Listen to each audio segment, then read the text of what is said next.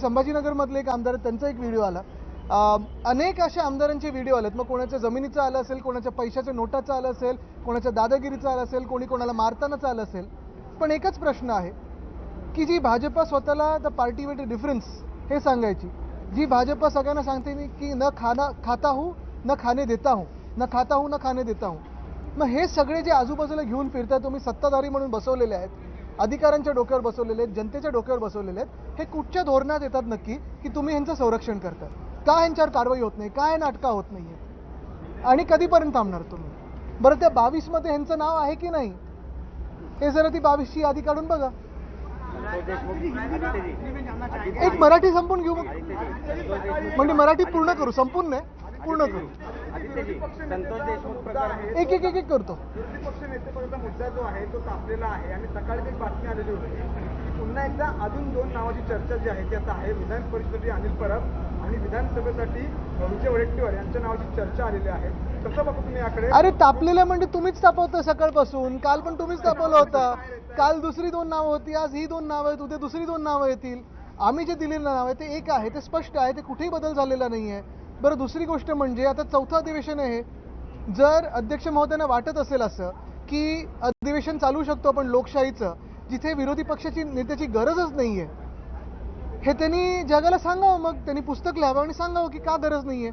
आणि एवढी भीती सरकारच्या मनात का आहे की विधान परिषदेत असेल किंवा विधानसभेत असेल, विरोधी पक्ष नेता नसावाच एवढं बहुमत असून देखील एवढी भीती काय आहे त्यांच्या मनात? भाजपच्या पोटामधून बातमी येते की सगळे रुसवे-फुगवे सरकारमध्ये आहेत आणि ते जे बाजूला बसवले त्यांच्यामध्ये आहेत. ऐका, तुम्हाला सांगतो, ही जी बातमी पसरवली होती ती एका गटाने पसरवली, ज्यांच्या मनात असं आहे की उद्धवजींची आणि मुख्यमंत्र्यांची भेट होऊ नये. कारण मागच्या वेळी जेव्हा भेट झाली होती तेव्हा बीपी सगळे ते काय कुठे काय काय झालं होतं त्यांचं ते विचारत आहे ना. पण मुख्य गोष्ट हीच आहे की लोकशाही एखादं असं जेव्हा सदन असतं, महाराष्ट्रासारख्या राज्यामध्ये एवढं निवडणूक आयोगाच्या आशीर्वादानं बहुमताचं सरकार आल्यानंतर तुम्हाला एका विरोधी पक्ष नेत्याची भीती वाटते, एका व्यक्तीची भीती वाटते, हे आश्चर्य आहे. तेच पद भाजपला द्यायचं नाहीये, आम्ही देणारच नाहीये. हो, पण ते सत्तेत ते का घेतील भाजपवाले विरोधी पक्ष नेत्याचं पद? तुमच्या पार्टीमार्फत भारतीय जजमानचं विरोधी पक्षासाठी नाव पुढे गेलं आहे, पत्र देण्यात आलं. तुमचं नाव किंवा इतरांचं नाव पुढं करून भारतीय जजमानचं नाव मागे टाकण्यात किंवा मागे पडावं म्हणजे कोणाची इच्छा वाटते? कोणाची नाही. आता उद्या अजून 2 नावं तुम्ही ऐकाल नवीन, पण ते जिंकून आले तेवढं बघा. पुढचा ठीक आहे.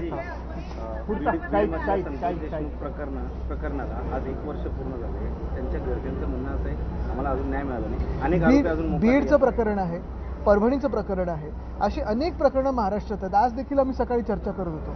पण मुद्दा असा आहे ना की पुढे सरकार काही करतंय का? आणि ही जशी प्रकरणं आहेत तसं शेतकऱ्यांच्या पण आत्महत्या आहेत.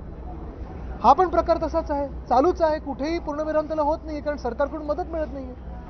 भी जानना चाहेंगे कि जिस तरीके से कैश कैंड के वीडियो जो सामने आ रहे हैं और आज एक और एमएलए का वीडियो सामने आया है जिसमें नोटों की गड्डियाँ दिख रही है और वो वीडियो में नेताजी भी दिख रहे हैं. वो महेंद्र दलवी जी है, कभी कभार आपकी पार्टी में हुआ करते थे, और अंबादास दानवे जी ने वो वीडियो ट्वीट किया है. बिल्कुल, आज जो अंबादास दानवे जी ने वीडियो ट्वीट किया है उसमें एक विधायक है जो कैश के साथ दिखाई दे रहे हैं. ऐसे ही कुछ महीने पहले और एक विधायक थे उसी मिंदे गुट के जो ऐसे ही कैश के बैग के साथ बैठे हुए थे.